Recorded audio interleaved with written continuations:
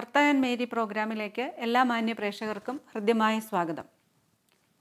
ഇന്ന് നമ്മോടൊപ്പം ഉള്ളത് ഫിലിപ്പിനേരി കോൺഗ്രിഗേഷനിലെ ലിസേത്ത മദറാണ്. ഇറ്റലിയിൽ നിന്നും ഫിലിപ്പിനേരി കോൺഗ്രിഗേഷനിലെ ഇന്ത്യയിലെത്തിച്ച് കേരളത്തിൽ 7ഓളം മഠങ്ങൾ സ്ഥാപിച്ച ലിസേത്ത മദറിനെ മർത്ത ആൻഡ് മേരി പ്രോഗ്രാമിലൂടെ നമുക്ക് പരിചയപ്പെടാം.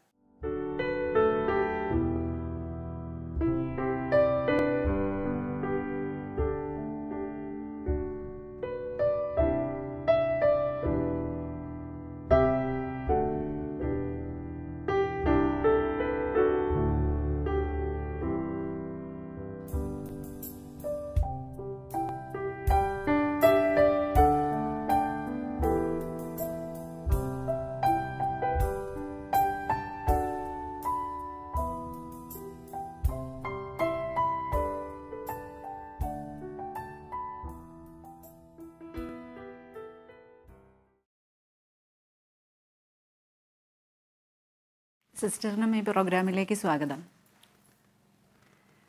സിസ്റ്റർ ഇറ്റലിയിൽ നിന്നാണെന്ന് ഇങ്ങോട്ടേക്ക് വന്നതെന്ന് പറയുന്നുണ്ടല്ലോ. ശരിക്കും സിസ്റ്റർ ഇറ്റലിക്കാരിയാണോ മലയാളിയാണോ? മലയാളിയാണ്. എവിടെയാണ് ജന്മസ്ഥലം? ഞാൻ പാലായിലെ മേവടെ എന്ന ഗ്രാമത്തിലാണ് ജനിച്ചത്. ശരി. മാതാപിതാക്കൾ അമ്മ മരിച്ചുപോയി 4 വർഷം മുമ്പ്. സിസ്റ്റർ സഹോദരങ്ങളെക്കുറിച്ച് ഒന്ന് പറയാമോ? അവരൊക്കെ ഇപ്പോൾ എന്ത് ചെയ്യുന്നു? ഞങ്ങൾ വീട്ടിൽ 5 പെണ്ണും ഒരാണുമാണ് ഉള്ളത്. ആണ് ഏറ്റവും ഇളയതാണ്. അവൻ്റെ കൂടെയാണ് മാതാപിതാക്കൾ താമസിച്ചിരുന്നത്. ബാക്കി ഒരു സഹോദരി ലണ്ടനിലാണ് ജോലി ചെയ്യുന്നത്. ഒരു സഹോദരി കാഞ്ഞിരപ്പള്ളിയിൽ ടീച്ചറായിട്ട് ജോലി ചെയ്യുന്നു. ഒരാൾ ന്യൂസിലൻഡിൽ മക്കളോടൊപ്പം താമസിക്കുന്നു. അങ്ങനെ എല്ലാവരും. മൂത്തയാളും ഞാനും സിസ്റ്ററാണ്. സിസ്റ്റേഴ്സാണ്. സിസ്റ്റർ സന്യാസ ജീവിതത്തിൻ്റെ പ്രചോദനം എന്തായിരുന്നു? പ്രചോദനം എൻ്റെ സഹോദരി സിസ്റ്ററാണ് പ്രചോദനമായത്. മൂത്ത ചേച്ചി മടത്തിപ്പോയി. ഞാൻ 4ാം ക്ലാസ്സിൽ പഠിക്കുമ്പോഴാണ് ചേച്ചി മടത്തി പോകുന്നത്. ചേച്ചി വരുമ്പോഴത്തേനും ചേച്ചി വരുമ്പോൾ ദൈവം വരുന്ന പോലെയായിരുന്നു ഞങ്ങളുടെ കുടുംബത്തിലൊക്കെ എല്ലാവർക്കും. ഭയങ്കര അന്നത്തെ കാലത്ത് ഒരു സിസ്റ്റർ വീട്ടിൽ വരുമ്പോഴത്തേനും സ്കൂളിൽ നിന്നൊക്കെ ഞാൻ ഓടിപ്പോകുന്നു ഓർക്കുന്നുണ്ട്. എൻ്റെ ചേച്ചി വരുമല്ലോ എന്ന് പറഞ്ഞ് എല്ലാവരെക്കാട്ടിലും മുമ്പിലെത്താൻ വേണ്ടി ഓടുമായിരുന്നു. വരുന്ന ദിവസം 3 വർഷം കൂടുമ്പോൾ ഒന്നായിരുന്നു ചേച്ചി വന്നുകൊണ്ടിരുന്നത്. പഞ്ചാബിൽ നിന്ന് വരണമായിരുന്നു. അങ്ങനെ വരുമ്പോഴുള്ള പിന്നെ ചേച്ചിക്ക് കിട്ടുന്ന ആദരവും ബഹുമാനവും സ്നേഹവും എന്നും ചേച്ചിയുടെ കൂടെ പള്ളിപ്പോക്ക് അത് വലിയൊരു സന്തോഷമായിരുന്നു. അമ്മയാണെങ്കിലും പണി തീർത്ത് വെച്ചിട്ട് ചേച്ചി വരുന്ന ദിവസങ്ങളിൽ പള്ളി തീർച്ചയായിട്ടും വരാനായിട്ട് അമ്മ ഭയങ്കര ഹാപ്പിയാണ്. എല്ലാവരും സിസ്റ്റേഴ്സ് ആവുന്നതിനൊക്കെ അപ്പനും അത്ര വലിയ ഇഷ്ടമില്ലായിരുന്നു മടത്തി പോകും. ചേച്ചി എന്ത് ചെയ്താൽ മടത്തി വിടിയല്ലായിരുന്നു. അതുകൊണ്ട് ഞാനും അധികം അപ്പനോട് പറഞ്ഞില്ല ഞാൻ മടത്തി പോവാണെന്ന്. എൻ്റെ ദൈവവിളി അതുപോലെ ഒരു പ്രീ ഡിഗ്രി പഠിച്ചു കഴിഞ്ഞിട്ടാണ്. സിസ്റ്റർ ഈ കോൺഗ്രിഗേഷൻ സെലക്ട് ചെയ്യാനുള്ള കാരണം എന്താ? കോൺഗ്രിഗേഷൻ ഞാൻ അറിഞ്ഞുകൊണ്ട് സെലക്ട് ചെയ്തതല്ല. 2 മടങ്ങളുണ്ടായിരുന്നു. പള്ളി വിളിച്ചു പറഞ്ഞതാണ്. 2 മടങ്ങ് ഇറ്റലിയിൽ നിന്ന് സിസ്റ്റേഴ്സ് വന്നിട്ടുണ്ട്. മടത്തി പോകേണ്ടവർക്ക് 2 മടങ്ങാർ. ഒന്ന് ഫിലിപ്പിനേരി ആരാന്നൊന്നും നമുക്കറിയത്തില്ല. അവിടെ ചെന്ന് കഴിഞ്ഞപ്പോഴാണ് മനസ്സിലായി സെലക്ട് ചെയ്ത മഠം എത്രയോ മഹത്വപ്പെട്ടൊരു മഠം, നല്ലൊരു മഠം, ഏറ്റവും പ്രധാനപ്പെട്ട മഠമായിട്ട് എനിക്ക് തോന്നുന്നു. വലിയ വിശുദ്ധൻ്റെ മഠത്തിലേക്ക് ചെന്ന് വിട്ടു. പ്രത്യേകിച്ച് എൻ്റെ നേച്ചറിന്, എൻ്റെ സ്വഭാവത്തിന് ചേരുന്നൊരു മഠം.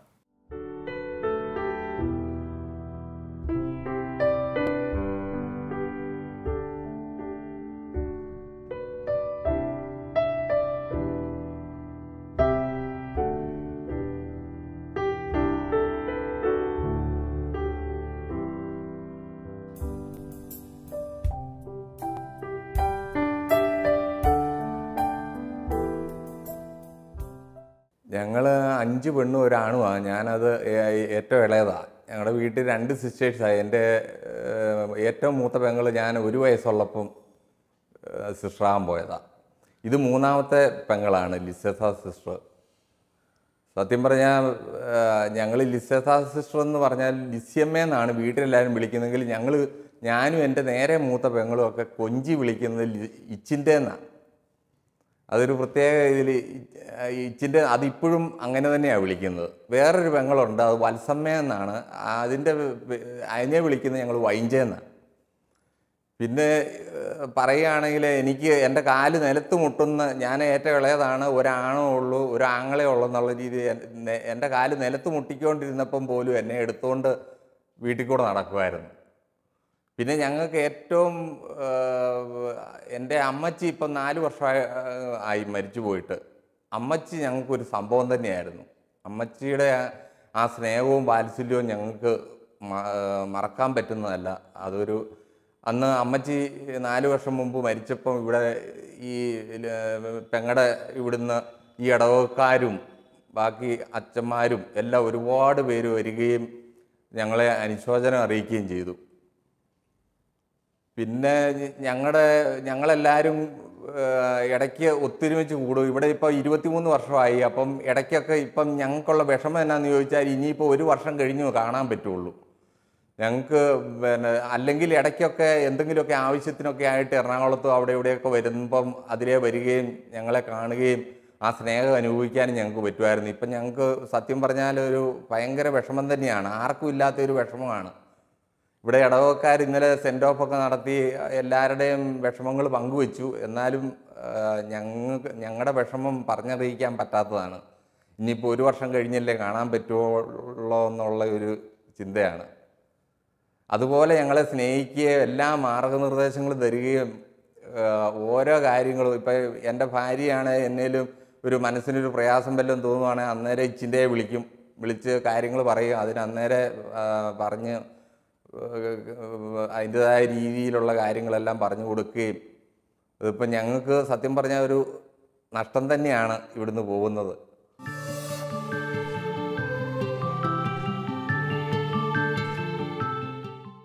സിസ്റ്ററുടെ ഇറ്റലിയിലേക്കുള്ള യാത്ര എങ്ങനെയായിരുന്നു?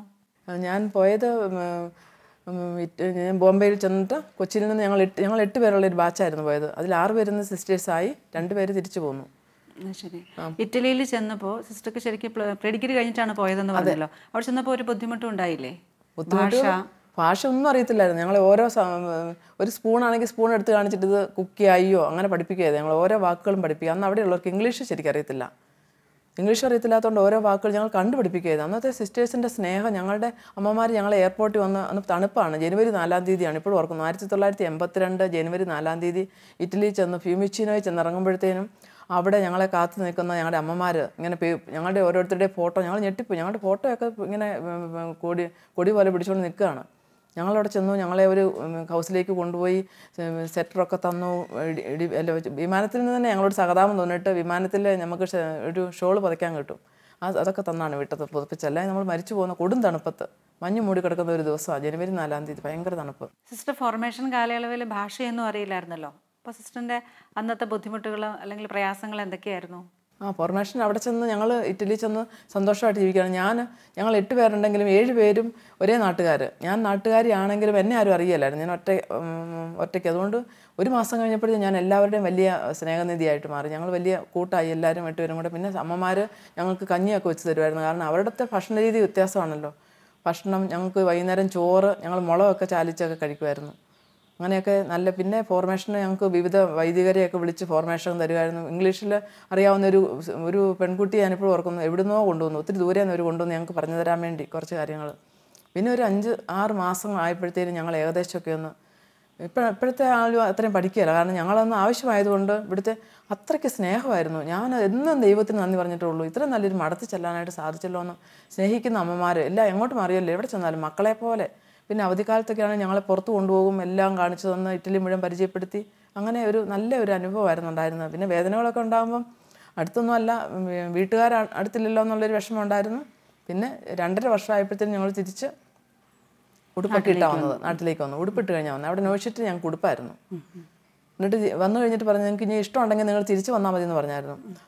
വന്നു കഴിഞ്ഞപ്പം അമ്മയ്ക്ക് ഭയങ്കര സന്തോഷം. തിരിച്ചു എൻ്റെ അനുജത്തി എന്നോട് പറഞ്ഞു പോകണ്ടെന്നൊക്കെ പറഞ്ഞു. എങ്കിലും എനിക്ക് ഭയങ്കര സന്തോഷമായിരുന്നു പോകാനായിട്ട്. എൻ്റെ ഒരു കൂട്ടുകാർ തിരിച്ചു പോരുന്നില്ലായിരുന്നു. അന്നേരം വേണമെങ്കിൽ എൻ്റെ കൂട്ടുകാർ വന്ന് പറഞ്ഞു വിടരുത് അങ്ങോട്ട്, അവിടെ ഒത്തിരി ജോലി തിരക്കുകളൊക്കെ ഉണ്ട്, ഒരുപാട് പണികളൊക്കെ. ഇവിടുത്തെ രീതികളല്ലായിരുന്നു അവിടെ. ജനറാളമ്മമാർ സിസ്റ്റേഴ്സും എല്ലാവരും ഒരേ ജോലികൾ, എല്ലാം എന്ത് ചെയ്യുന്നതിനൊന്നും ഞങ്ങൾക്ക് അത് കണ്ടാണ് ഞങ്ങൾ പഠിച്ചത്. ഏത് ജോലിക്കും ഒരു വ്യത്യാസമില്ലാത്ത പോലെയുള്ള വ്യത്യസ്തതയില്ല. അതുപോലെ ധനവാനെന്നോ ദരിദ്രനെന്നോ ഒരു വ്യത്യാസമില്ല. ഏത് ജോലിയും ആരും ചെയ്യും. അത് അങ്ങനെ ഒരു പ്രത്യേക അനുഭവം അവിടെ ഉണ്ടായിട്ടുണ്ട്. അവിടെ അത് കഴിഞ്ഞിട്ട് സിസ്റ്റർ ഈ ഇങ്ങോട്ട് വരാനുള്ള സാഹചര്യം എന്തായിരുന്നു? അതുകൊണ്ട് ഞങ്ങൾക്ക് എന്താ പഠിക്കേണ്ടതെന്ന് അവിടെ ചെല്ലുമ്പോൾ എഴുതി ചോദിക്കും. അപ്പം എനിക്ക് ഓൾഡ് ഏജ് ഹോം എനിക്ക് വയസ്സ് തന്നവരെ നോക്കാനായിട്ട് ഭയങ്കര ഇഷ്ടമാണ്. പ്രായമായവരോട് ജോലി ചെയ്യുക എന്നുള്ളത് എൻ്റെ മനസ്സിൻ്റെ ഒരു അഭിലാഷമായിരുന്നു. അന്നേരം ഞാൻ എഴുതി കൊടുത്തു, എനിക്ക് നേഴ്സാകണമെന്ന് പറഞ്ഞു. ഞങ്ങൾ 2 പേരും നേഴ്സുമാരും ബാക്കി ഉള്ളവർ ടീച്ചർമാരും ആകാൻ എഴുതി കൊടുത്തത്. ടീച്ചർമാരാകാനുള്ളവരെ പഠിപ്പിക്കാൻ വിട്ടു. നേഴ്സുമാരെ അന്ന് ഫ്ലോറൻസിൽ 15 കുട്ടികൾ തികയാത്തതുകൊണ്ട് ഒരു നഴ്സിംഗ് സ്കൂൾ അടച്ചിട്ടിരിക്കുമായിരുന്നു. പിന്നെ ഞങ്ങളെ 4 വർഷത്തിന് ശേഷം റോമിലേക്കാണ് പഠിക്കാൻ വിടുന്നത്. 6 മാസം അവിടെ പോയി സഞ്ജവാനി എന്ന് പറഞ്ഞ ഹോസ്പിറ്റലിൽ പഠിക്കാൻ പോയി നേഴ്സിങ്. അന്നേരം എൻ്റെ മദറിനൊരു പ്രചോദനം ഉണ്ടായി. ഈ നേഴ്സിംഗ് പഠിച്ചുകൊണ്ട് നമുക്ക് ഹോസ്പിറ്റലൊന്നും ഇല്ലല്ലോ എന്ന് ഓർത്തു. എന്നിട്ട് എന്ന് വെച്ചാൽ സൈക്കോളജിയൊക്കെ ഉള്ള ക്ലാസ്സുകളാണ്. പാസ്റ്റർ തിയോളജിക്ക് പഠിക്കാൻ പറ്റും. 2 വർഷത്തെ കോഴ്സായിരുന്നു. ഊസ്മി എന്ന് പറയും, യൂണിയോണെ സുപ്പീരിയോറെ മജ്ജിയോറെ ഇറ്റാലിയാന എന്ന് പറയുന്നൊരു സെൻറ്ററിൽ പഠിപ്പിക്കാൻ പറ്റും. അവിടെ ചെന്ന് പഠിച്ചു കഴിഞ്ഞപ്പോഴത്തേനും അതിൻ്റെ സർട്ടിഫിക്കറ്റ് കൊണ്ട് സലേഷ്യൻ യൂണിവേഴ്സിറ്റിയിലേക്ക് ഫോർമേഷൻ്റെ കോഴ്സ്. സത്യം പറഞ്ഞാൽ ഇങ്ങോട്ട് ഫോർമേഷൻ കോഴ്സാണെന്ന് നമുക്കൊന്നും ചിന്തിക്കൊന്നുമില്ല. പെദഗോജി എന്ന് പറയും, പെദഗോജി സയൻസ്, എഡ്യൂക്കേഷൻ ഓഫ് സയൻസ് പെദഗോജി എന്നായിരുന്നു അതിൻ്റെ പഠിച്ച ടൈറ്റിലിൻ്റെ പേര്. പഠിച്ചു കഴിഞ്ഞപ്പം ശരിക്കും പറഞ്ഞാൽ ഞങ്ങളുടെ ബാച്ചിലെ വലിയ മിടുക്കത്തിയൊന്നും അല്ലായിരുന്നു ഞാൻ. ഈ 6 പേരിൽ എന്നെ തന്നെ ഇങ്ങോട്ട് ഞങ്ങൾ 2 സിസ്റ്റർമാരെ ഇങ്ങോട്ട് സെലക്ട് ചെയ്തത്. 92 ഇവിടെ വന്ന് സ്ഥലം വാങ്ങിച്ചു. ഈ സ്ഥലമാണെങ്കിൽ പുതുപ്പാടി സ്ഥലം വേറെ മടങ്കാരൊക്കെ വന്നിട്ട് ഇഷ്ടപ്പെടുന്നില്ലായിരുന്നു. കുന്നൊക്കെ അന്ന് JCB ഒന്നും ഇല്ലാത്ത കാലമായതുകൊണ്ട് മണ്ണൊക്കെ എടുത്ത് ഇവിടെ കെട്ടിടമൊക്കെ പണിയണമെങ്കിൽ ഭയങ്കര ബുദ്ധിമുട്ടായിരുന്നു. എന്നിട്ട് ഇവിടെയുള്ള വികാരിയച്ഛന്മാരാണ് അന്ന് ഭയങ്കര അറക്കപ്പറമ്പിലച്ഛന്. സിസ്റ്റർ, നിങ്ങൾ 2 പേര് മാത്രമായിരുന്നല്ലോ കേരളത്തിലേക്ക് അന്ന് വന്നത് ഈ കോൺഗ്രിഗേഷൻ തുടങ്ങാൻ വേണ്ടിയിട്ട്. അപ്പോൾ ആ കാലയളവിൽ നിങ്ങളിവിടെ അനുഭവിച്ച ബുദ്ധിമുട്ടുകൾ അന്ന് ആരൊക്കെയായിരുന്നു നിങ്ങളെ സഹായിച്ചിരുന്നത്? അതൊന്ന് പങ്കുവയ്ക്കാമോ? സഹായിച്ചത് നമ്മുടെ മങ്കുഴിക്കരി പിതാവിൻ്റെ കാലഘട്ടത്തിലാണ് ഞങ്ങളിങ്ങ് വരുന്നത്. സെബാസ്റ്റ്യൻ മങ്കുഴിക്കരി പിതാവ്. മങ്കുഴിക്കരി പിതാവാണ് ഞങ്ങളെ ഇങ്ങോട്ട് ക്ഷണിച്ചത്. ഇവിടെ വന്നു. ഞങ്ങൾക്ക് പിതാവ് ഒരു വാടക വീട് സംഘടിപ്പിച്ചിരുന്നു താമരശ്ശേരിയിൽ. അവിടെ 1 വർഷം താമസിച്ചു കഴിഞ്ഞു. അതിന് 12 കുട്ടികൾ ഒരുമിച്ച് കാൻഡിഡേറ്റ്സ് ചേർന്ന് കഴിഞ്ഞപ്പോൾ അവിടെ താമസിക്കാൻ സ്ഥലമില്ല. പ്രേക്ഷിതാരാം ഗവൺമെൻറ്റിലാണ് രാത്രി തോറും സിസ്റ്റേഴ്സ് ഈ കുട്ടികൾ കിടന്നുറങ്ങാൻ പോകുന്നത്. അങ്ങനെ 1 മാസം പോയി കഴിഞ്ഞപ്പോൾ അവിടെ അസ്വസ്ഥതകളൊക്കെ തുടങ്ങുന്നത് പോലെ തോന്നിയതുകൊണ്ട് പിതാവ് പറഞ്ഞു, ഇനി എൻ്റെ പഴയ ബിഷപ്സ് ഹൗസിലേക്ക്, ഇപ്പം നമ്മുടെ ചിറ്റിലപ്പള്ളി പിതാവിൻ്റെയൊക്കെ രൂപതാഭവൻ ഇരിക്കുന്ന സ്ഥലത്തൊരു പഴയ ബിഷപ്സ് ഹൗസ് ഉണ്ടായിരുന്നു. അവിടെ ഒന്ന് താമസിച്ചോളാൻ പറഞ്ഞു. അവിടെ ഒന്ന് താമസിക്കാൻ പറഞ്ഞ് ഹൗസൊക്കെ തന്നു. അന്ന് മെയിൻറ്റെയിൻ ചെയ്യാൻ വേണ്ടി പെയിൻ്റൊക്കെ അടിച്ച് എല്ലാം വൃത്തിയായോ എന്നെല്ലാം പരിശോധിക്കാൻ വേണ്ടി പിതാവ് അവിടെ വന്നു. മങ്കുഴിക്കരി പിതാവ് വന്നു കഴിഞ്ഞിട്ട് പിതാവ് തിരിച്ചു പോകുന്ന വഴിക്ക് ഒരു നെഞ്ചുവേദന അനുഭവപ്പെട്ടു. അന്ന് വൈകുന്നേരം തന്നെ പിതാവ് മരിക്കുന്നു. ഞങ്ങളുടെ 12 കാൻഡിഡേറ്റ്സ് ഒന്നിച്ച് ചേരുന്ന ദിവസം ജൂൺ 11-ാം തീയതി അന്ന് പിതാവ് മരിക്കുന്നു. എല്ലാം നഷ്ടപ്പെട്ടൊരവസ്ഥ. ആരും വലിയ പരിചയമൊന്നുമില്ല. എന്ത് ചെയ്യുമെന്നുള്ളൊരവസ്ഥ അതൊന്നും ഈ കുട്ടികൾ കാണുന്നത് ഞങ്ങൾ 2 പേരും ഭയങ്കര കരച്ചിൽ, ഭയങ്കരമായിട്ട് കരയുന്നു. എന്താണെങ്കിലും ഈ പിതാവിൻ്റെ അസാന്നിധ്യം ഞങ്ങൾക്കൊരു കുറവായിട്ട് പിന്നീട് അനുഭവപ്പെട്ടില്ല. വൈദികരുടെ ഞങ്ങളോടുള്ള സ്നേഹവും ബഹുമാനവും ഞങ്ങൾക്ക് പ്രചോദനം തരുന്നു. ഞങ്ങൾക്ക് എല്ലാ കാര്യങ്ങളും പറഞ്ഞു തരുന്നു. അങ്ങനെ എല്ലാം. ഇപ്പോഴത്തെ പിതാവ് റെമീജിയസ് പിതാവ് അന്ന് റെമിയച്ചനായിരുന്നു. അച്ഛൻ വന്ന് ഇംഗ്ലീഷ് ക്ലാസ് എടുക്കുന്നു. കീലത്തച്ഛന്, ജോസഫ് കീലത്തച്ഛന് സ്പിരിച്വൽ സ്പിരിച്വൽ ഫാദറായിട്ട് വർക്ക് ചെയ്യുന്നു. ഫ്രാൻസിസ് ആർവറിയച്ഛന് അന്ന് അത് പിതാവ് മരിച്ചു കഴിഞ്ഞാൽ അഡ്മിനിസ്ട്രേറ്ററായിരുന്നു. അച്ഛൻ ഞങ്ങളുടെ എല്ലാ കാര്യങ്ങളിലും ഈ വീട് പുതുപ്പാടി വീട് ആ സമയത്ത് ഞങ്ങൾ പഠിപ്പിച്ചുകൊണ്ടിരിക്കുന്ന ജോസഫ് അറക്കപ്പറമ്പിലച്ഛനാണ്. ഇന്ന് എല്ലാവരും സ്വർഗത്തിലായിരിക്കുന്നത്. അറക്കപ്പറമ്പിലച്ഛൻ്റെ ത്യാഗമാണ്. പല വൈദികരുടെയും മാത്യു മറ്റക്കോട്ടിലച്ഛന് ഇവരെല്ലാവരും ഞങ്ങളന്ന് വാടക വീട്ടിൽ താമസിച്ചു കഴിഞ്ഞപ്പോൾ പിതാവിൻ്റെ പഴയ ഹൗസിൽ താമസിച്ചപ്പോഴത്തേനും എല്ലാവരും ഞങ്ങളെ വന്ന് സഹായിക്കുമായിരുന്നു. ഞങ്ങൾക്ക് ഇഷ്ടം പോലെ കാൻഡിഡേറ്റ്സിനെ കിട്ടുമായിരുന്നു. എന്നുവെച്ചാൽ അവർക്ക് എല്ലാവർക്കും എന്താണെന്നറിയത്തില്ല, ഒരു ഭയങ്കര സ്നേഹം, എല്ലാവരോടും ഒരു സ്നേഹം. ഇനി 2 വർഷം കഴിഞ്ഞപ്പം ഈ പുതിയ പുതുപ്പാടി ഹൗസ് പണി പൂർത്തിയായി. ഫ്രാൻസിസ് ആർവറിയച്ചൻ വെഞ്ചരിച്ചു കഴിഞ്ഞപ്പം ഞങ്ങൾ ജനുവരി 6-ാം തീയതിയാണ് 96 ജനുവരി 6-ാം തീയതി എൻ്റെ കൂട്ടത്തിലുള്ള സിസ്റ്ററിന് ഒരു ശരീരത്തിന് നല്ല സുഖമില്ലാത്തതുകൊണ്ട് ചികിത്സയ്ക്കെന്നോണം ഇറ്റലിയിലേക്ക് തിരിച്ചുപോയി. പിന്നെ ഞാൻ ഒറ്റയ്ക്കായി. അപ്പോഴേക്കും നമ്മുടെ 2ാമത്തെ ബിഷപ്പായിട്ട് ജേക്കബ് തൂങ്കിഴിപ്പിതാവ് എത്തിയിരുന്നു. തൂങ്കിഴിപ്പിതാവിനോട് ചെന്ന് ജനറാളമ്മ ഒരു കത്തെഴുതി അറിയിച്ചു, ലിസത്ത സിസ്റ്ററിനെ സഹായിക്കാനായിട്ട് ഒരു സിസ്റ്ററിനെ ഏതെങ്കിലും മഠത്തിൽ നിന്ന് തരുമോ എന്ന്. പിതാവ് അപ്പം തലശ്ശേരി രൂപതയിൽ പലരോടും ചോദിച്ചിട്ട് കിട്ടിയില്ല. തലശ്ശേരി രൂപതയിലെ SH കോൺവെൻറ്റിൽ നിന്നും ഒരു സിസ്റ്റർ ആലിസ് മറ്റത്തുമാലിൽ സിസ്റ്ററിനെ ഞങ്ങൾക്ക് തന്നു. സിസ്റ്ററും ആ പ്രൊവിൻഷ്യാളമ്മയും എല്ലാം കൂടെ ഞങ്ങളോട് അവരുടെ ഫോർമേഷനാണ് ഞങ്ങൾക്ക് പിന്നീട് ലഭിക്കുന്നത്. ആ ഒരു സിസ്റ്റർ 1 വർഷം എന്നോടൊപ്പം ഉണ്ടായിരുന്നു. 1 വർഷം കൊണ്ട് എല്ലാ കാര്യങ്ങളും പോസ്റ്റ്ലൻസി എങ്ങനെ ആയിരിക്കണം, നോയിഷെറ്റ് എങ്ങനെ ആയിരിക്കണം, വസ്ത്രധാരണങ്ങളും എല്ലാം ഞങ്ങൾക്ക് പഠിപ്പിച്ചു തന്നു. എല്ലാം ദൈവത്തിൻ്റെ പ്രത്യേക അനുഗ്രഹമായിരുന്നു. അവരുടെ എല്ലാ കാര്യങ്ങളിലും എല്ലാവരുടെയും സഹകരണം, പ്രത്യേകിച്ച് CMC സിസ്റ്റേഴ്സ് ഞങ്ങൾക്ക് ആദ്യത്യം തന്നു സ്വീകരിച്ചത് CMC സിസ്റ്റേഴ്സാണ്. ഉറങ്ങാൻ സ്ഥലം തന്നത് പ്രേക്ഷിതാരാം സിസ്റ്റേഴ്സാണ്. അങ്ങനെ ഇന്നും ഞങ്ങളോട് അവർക്കെല്ലാം ഉള്ള ഒരു സ്നേഹം, ആർക്കും ഞങ്ങളോടൊരു അസൂയയില്ല. അങ്ങനെ മനുഷ്യർ തമ്മിൽ അസൂയാണ്. ഞങ്ങളുടെ വളർച്ചയിൽ എല്ലാ മടങ്ങാർ സന്തോഷിക്കുക. ഞാൻ അങ്ങനെ മനസ്സിലാക്കിയേക്കുന്നത്. എല്ലാ വൈദികർക്കും സന്തോഷം, എല്ലാ സിസ്റ്റേഴ്സിനും സന്തോഷം, ഇടവകക്കാർക്ക് സന്തോഷം. അതാണ് ഞങ്ങളുടെ വളർച്ചയുടെ പ്രധാനപ്പെട്ട കാരണം. സിസ്റ്റർ, ഫിലിപ്പിനേരി കോൺഗ്രിഗേഷൻ്റെ കാരിസം എന്താണ്? കാരിസം എഡ്യൂക്കേഷനാണ്. പ്രത്യേകിച്ച് ഞങ്ങൾ ഇവിടെ വന്നിട്ട് എഡ്യൂക്കേഷൻ എന്ന് പറഞ്ഞാൽ പാവപ്പെട്ട കുട്ടികൾ, ഞങ്ങൾക്കിപ്പോൾ 4-ാം ക്ലാസ് വരെയുള്ള ഒരു സ്കൂളാണ്, നഴ്സറി സ്കൂളായിരുന്നു തുടങ്ങിയത്. ഈ പാവപ്പെട്ട കുട്ടികൾക്ക് വേണ്ടി ഞങ്ങൾ സാമ്പത്തിക ലാഭമല്ല ഞങ്ങൾ നോക്കുന്നത്. ഈ പാവപ്പെട്ട ഒരു ഏരിയയിൽ നിന്ന് വരുന്ന പാവപ്പെട്ടവർക്ക് വേണ്ടിയുള്ളൊരു സ്കൂള് അത് ഞങ്ങൾ തുടങ്ങി. അത് അവർ പൈസ ഇല്ലാത്തവരെ എല്ലാവരെയും ഞങ്ങളിവിടെ എല്ലാവരും പറയും ഞങ്ങൾ കുറച്ചും കൂടെയൊക്കെ ഫീസ് മേടിച്ചില്ലെങ്കിൽ സ്റ്റാൻഡേർഡ് ഉണ്ടാകരുതെന്ന് പറയും. ഇന്നത്തെ കാലത്ത് സ്റ്റാൻഡേർഡിൽ പക്ഷേ നമ്മുടെ സ്കൂളിൽ വരുന്ന പിള്ളേർക്ക് നല്ല സ്റ്റാൻഡേർഡ് എവിടെ പോയാലും ഇപ്പം ദീപികയുടെ DC എവിടെ സ്കോളർഷിപ്പിന് പോയാലും നമ്മുടെ 60% നമുക്കാണ് മാർക്ക്. ഹാൻഡ് റൈറ്റിങ്ങിനാണെങ്കിലും സമ്മാനം കിട്ടുന്നു. എല്ലാത്തിനും നമുക്ക് മികച്ച രീതിയിൽ നിൽക്കുന്നു. സാമ്പത്തിക പ്രത്യേകിച്ച് നമ്മുടെ സിസ്റ്റേഴ്സ് മാത്രമാണ് അവിടെ പഠിപ്പിക്കുന്നത്. അതുകൊണ്ട് അധികം ഫീസ് വാങ്ങിച്ചില്ലെങ്കിലും സ്കൂൾ മുമ്പോട്ട് കൊണ്ടുപോകാനായിട്ട് സാധിക്കും. പുറത്തുനിന്ന് ടീച്ചേഴ്സിനെ വെക്കുകയാണെങ്കിൽ നമുക്ക് ഒരിക്കലും ഇങ്ങനെ മുമ്പോട്ട് കൊണ്ടുപോകാനായിട്ട് സാധിക്കില്ല. ഞങ്ങളുടെ സ്നേഹം നിറഞ്ഞ ലിസേത്ത സിസ്റ്ററും 23 വർഷക്കാലമായി ഫിലിപ്പിനേരി സന്യാസിനി സമൂഹത്തെ നട്ട് നനച്ച് വളർത്തി ഒടുവിൽ ഇറ്റലിയിലേക്ക് തിരിച്ചു പോകുമ്പോൾ സിസ്റ്റർ പറയുന്നത് എനിക്ക് ഏറ്റവും ഇഷ്ടമുള്ള തിരുവചന ഭാഗം ഇതുതന്നെയാണെന്ന്. ഈ ഫിലിപ്പിനേരി സമൂഹം സിസ്റ്റർ ഉടുപ്പിട്ട് 10ാം വർഷം ഈ കേരളത്തിൽ സ്ഥാപിക്കപ്പെട്ടപ്പോൾ ഇവിടെ കടന്നു വന്ന ഫോർമേഷൻ്റെ വിവിധ ഘട്ടങ്ങളിലായിരിക്കുന്ന ഞങ്ങൾ ഓരോരുത്തരെയും ഒരു തള്ളക്കോഴി ചിറകിൻ കീഴിൽ എന്നതുപോലെ കാത്തു പരിപാലിച്ച് ആവശ്യമായ ആത്മീയവും ഭൗതികമായ ഭക്ഷണങ്ങളാലും ഞങ്ങളെ സമ്പന്നരാക്കി ഓരോ വ്യക്തിയും ജീവിതത്തിൽ പെരുമാറേണ്ടത് എങ്ങനെയെന്ന് പഠിപ്പിച്ചു തന്ന് സിസ്റ്റർ ഞങ്ങളെ വഴി നടത്തുകയായിരുന്നു. ശരിക്കും ലിസേത്ത സിസ്റ്റർ ഞങ്ങളുടെ മുൻപിൽ ഒരു പാഠപുസ്തകം തന്നെയാണ്. വീഴാൻ പോകുന്ന ഒരു കൊച്ചു കുഞ്ഞിനെ കൈപിടിക്കുന്നത് പോലെ ഞങ്ങളുടെ ജീവിതത്തിൻ്റെ സഹന നിമിഷങ്ങളിലൊക്കെ കൈപിടിച്ച് നെഞ്ചോട് ചേർത്ത് സാരമില്ല കുഞ്ഞ് എന്ന് പറഞ്ഞ് ആശ്വസിപ്പിച്ച് വീണ്ടും ഞങ്ങൾക്ക് മുന്നോട്ട് നടക്കുവാനായി ആത്മീയ ബലമേകി സിസ്റ്റർ ഇന്ന് കൂടെ ഉണ്ടായിരുന്നു. എപ്പോഴും കണ്ടിട്ടുണ്ട് രോഗികളെയും അഗതികളെയും ആലംബഹീനരെയും ഒത്തിരി കരുണയോടെ സ്നേഹിക്കുന്ന സിസ്റ്റർ. എപ്പോഴും സിസ്റ്ററിൻ്റെ അടുത്ത് ഒരാളൊരാവശ്യത്തിന് ഒരു 100 രൂപ വാങ്ങാൻ വന്നാൽ ചിലപ്പോൾ സിസ്റ്ററിൻ്റെ കയ്യിൽ 50 രൂപ പോലും ഉണ്ടാവില്ല. പക്ഷേ സിസ്റ്റർ പറയും എവിടെയും നിന്നെങ്കിലും ഒപ്പിച്ച് അവർക്ക് ആവശ്യമായ പൈസ എപ്പോഴും നൽകിക്കൊണ്ടിരുന്നു. എപ്പോഴും ലിസേത്ത സിസ്റ്റർ കടന്നു പോകുന്ന ഓരോ വ്യക്തികളിലേക്കും ഓരോ അഗതികളിലേക്കും ഇല്ലാത്തവരിലേക്കുമൊക്കെ കരുണയുടെ ഒരു മുഖം തന്നെയായിരുന്നു.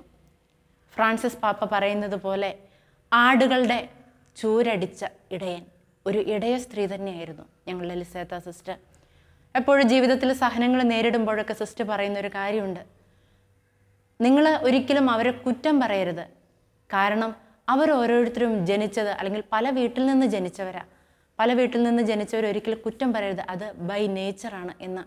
ഒരിക്കലും ആരെയും കുറ്റം വിധിക്കാതെ കുറ്റപ്പെടുത്താതെ ഞങ്ങൾ കുറ്റപ്പെടുത്തുമ്പോൾ പോലും അരുതെന്ന് പറഞ്ഞുകൊണ്ട് വലിയ ആത്മീയതയുടെ ആഴങ്ങൾ കാണിച്ചു തന്നു. ഈ ഭവനത്തിൽ ഓരോ ആവശ്യം, ഞങ്ങളുടെ ഓരോരുത്തരുടെയും ജീവിതത്തിൽ ഓരോ ബുദ്ധിമുട്ടുകൾ വരുമ്പോൾ അല്ലെങ്കിൽ ഇടവകയിൽ ഒരാപത്ത് വരുമ്പോൾ സിസ്റ്റർ പറയും മക്കളെ നമുക്ക് പ്രാർത്ഥിച്ച് നേടിയെടുക്കാം. ഏതൊരു കാര്യവും സിസ്റ്റർ അത്രയേറെ തീക്ഷ്ണതയോടുകൂടി അൾത്താരെ കെട്ടിപ്പിടിച്ചുകൊണ്ട് പറഞ്ഞ ഒരു കാര്യം പോലും തമ്പുരാൻ ഇന്ന് വരെ നിഷേധിച്ചിട്ടില്ല. വിശുദ്ധ ഗ്രന്ഥവും ഈശോയും കഴിഞ്ഞാൽ ഞങ്ങളുടെ കൺമുൻപിൽ ഞങ്ങൾ മാതൃകയാക്കാൻ ആഗ്രഹിക്കുന്ന ഒരു ജീവിതം തന്നെയാണ് ലിസേത്ത സിസ്റ്ററിൻ്റേത്.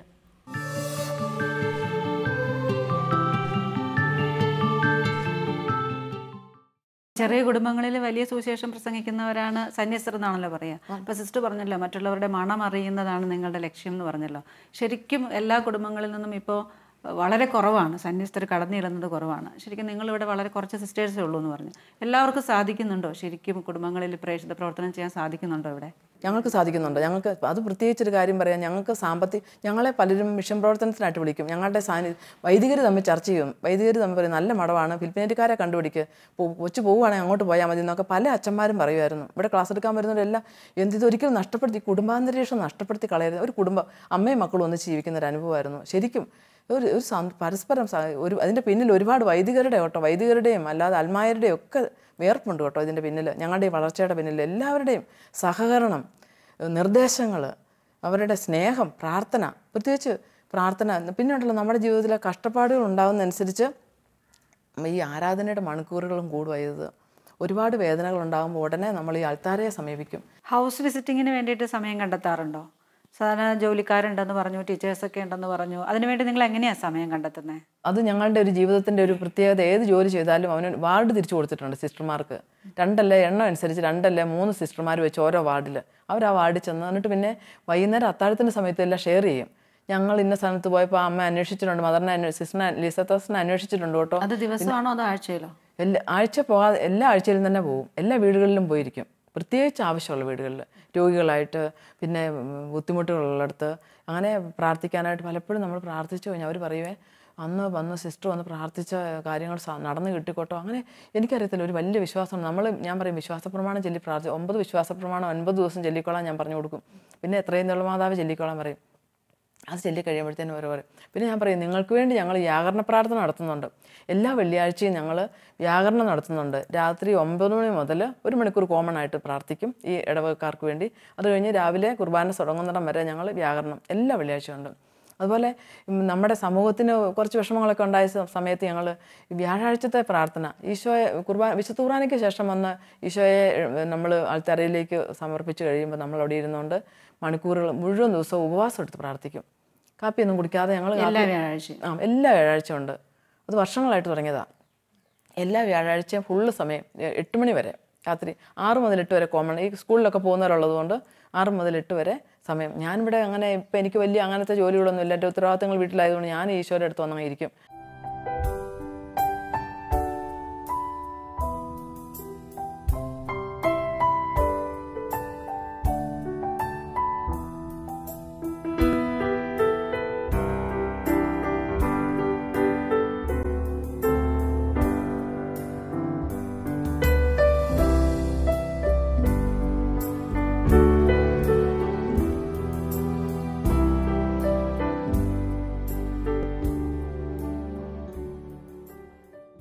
പുതുപ്പാടി ഇടവകയിലെ ദൈവജനത്തിന് ഏത് നിമിഷവും ഭയമോ ഉത്കണ്ഠയോ കൂടാതെ കയറി ചെല്ലാൻ പറ്റുന്ന നല്ലൊരു ഭവനമാണ് ഞങ്ങളുടെ ഇടവകയിലുള്ള ഈ കോൺവെൻറ്റ്. കഴിഞ്ഞ 3 വർഷത്തെ എൻ്റെ അനുഭവത്തിൻ്റെ വെളിച്ചത്തിൽ ഇടവക ജനത്തിന് അജപാലന പ്രവർത്തനങ്ങളിൽ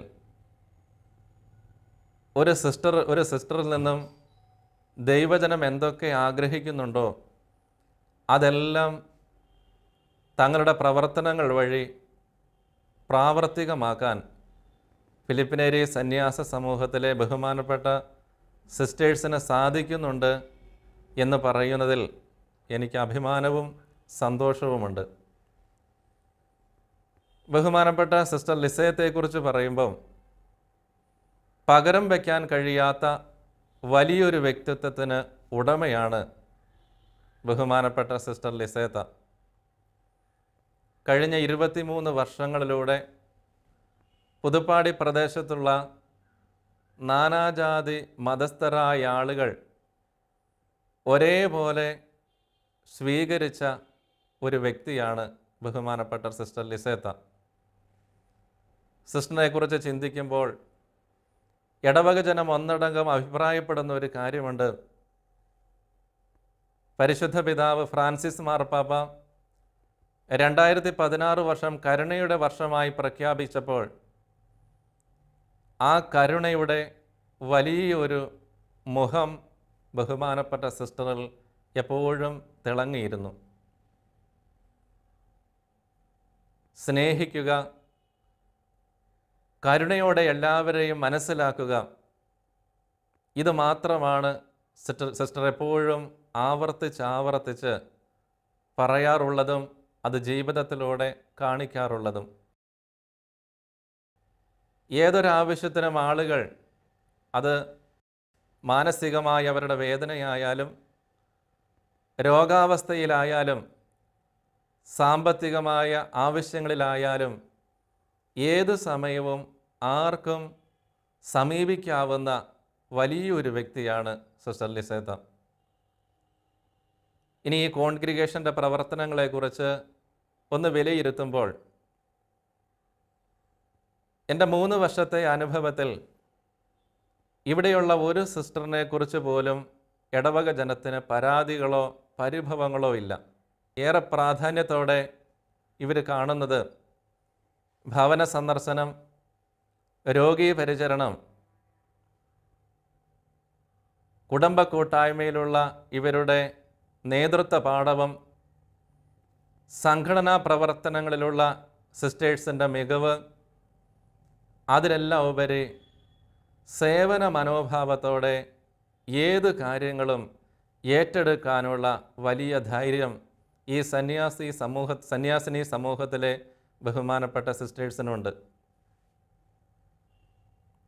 ഒരു വീട്ടിലെ ഏതൊരാവശ്യം വന്നാലും അത് സന്തോഷത്തിൻ്റെ അനുഭവത്തിലുള്ള സന്ദർഭമാണെങ്കിലും വലിയ ദുഃഖത്തിൻ്റെയും സങ്കടത്തിൻ്റെയും അനുഭവത്തിൻ്റെ സമയത്താണെങ്കിലും ആ നിമിഷങ്ങളിൽ ഇവരുടെ സാന്നിധ്യം ഈ ഇടവകയിലെ കുടുംബങ്ങൾക്ക് വലിയ ആശ്വാസമായി മാറിയിട്ടുണ്ട്.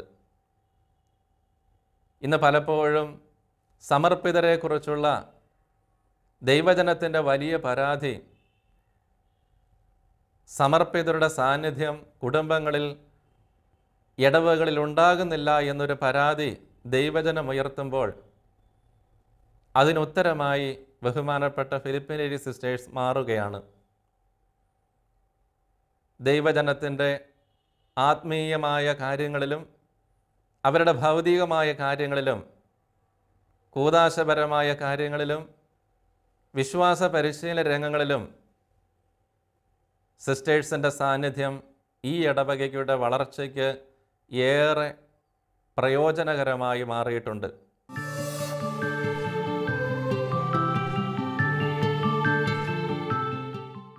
ഇറ്റലിയിൽ നിന്നും ഫിലിപ്പിനേരി കോൺഗ്രിഗേഷൻ ഇന്ത്യയിലെത്തിച്ച് കേരളത്തിൽ 7ഓളം മഠങ്ങൾ സ്ഥാപിച്ച പ്രവർത്തന രീതിയെക്കുറിച്ചാണ് ലിസേത്ത മദറിൽ നിന്ന് നമ്മളിപ്പോൾ ഇതുവരെ മനസ്സിലാക്കിയത്.